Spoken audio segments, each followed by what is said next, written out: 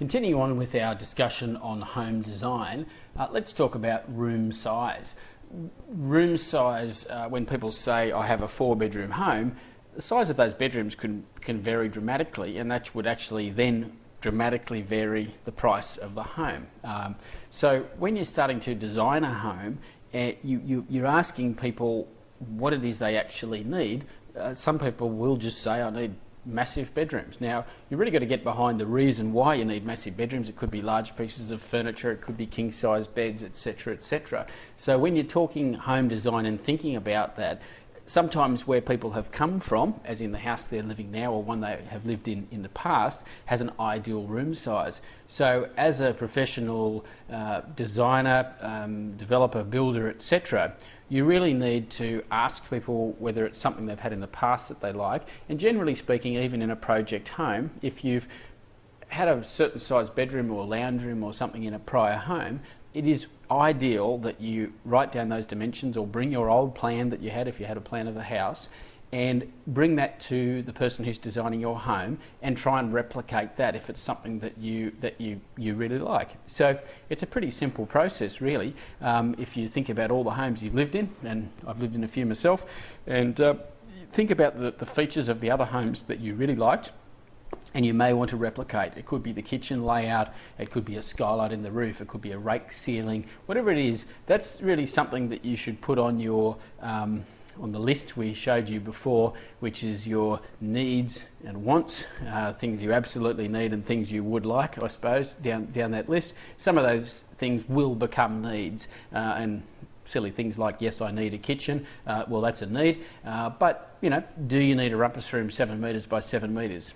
Could you be satisfied with a rumpus room 4 by 5 metres or something like that? So every square metre, remember, you add to a house up front at the planning stage is more cost to build. That it's a direct correlation between size and cost to build. Now let's talk about the outside of the home. There's always a way to save money building a home. You can always reduce the price. You can cut something off the home, you can reduce the eaves, as an example, the overhang, the roof overhang where the gutters are back to zero. That reduces costs. You could flatten off the roof, you can use a cheaper brick, you could use a cheaper window. There's 1,000 ways through a house that you can actually go through and save money. However, being a developer and a real estate agent, there is a certain amount of things or a certain look of a home that if you go too far out of the box, particularly in a residential estate, and you make the house look too cheap, you do run a risk of losing a lot of money in the future when you go to sell that home. Let me explain. If you have a well-designed, pleasant-looking home in a nice street and it has nice street appeal as people drive past, etc., immediately when you go to sell a home, that is attractive to people. For me personally, I wouldn't have a home without an eave overhang, especially on the western side, northern side or eastern side. The southern side is not so important, but eaves do have a purpose of stopping rain coming into windows when it's raining. There's a lot of homes built in years gone by without eaves. There was no other reason other than builders trying to save cost. That was it. There was no other reason to take an eave off a house. In fact, it works in the contrary, because you have a very inefficient home inside the home as far as sun entering into the home and you're heating it up, harder to air condition, etc. There's lots of reasons why I believe you should have an eave on a home.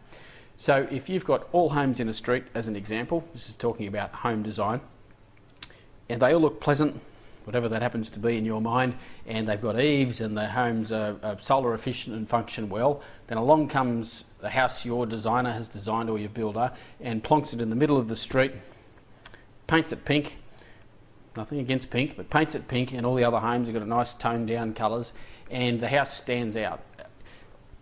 You may like that. You might think that looks fantastic, I love the pink house, but sometimes, well, I would suggest as an agent is you've always got to think about resale. There could be 1,000 reasons why you want to sell your home.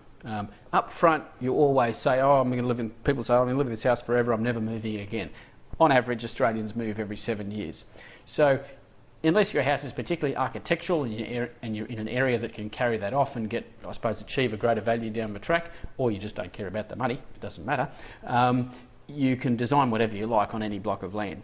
However, getting a house that's is congruent with the houses around it and has a nice street appeal is very, very important from a resale aspect. So designing your home up front, some people spend so much money inside the house they don't put much on the outside. But I would suggest to you that the street appeal of the home is a very, very important aspect of home design.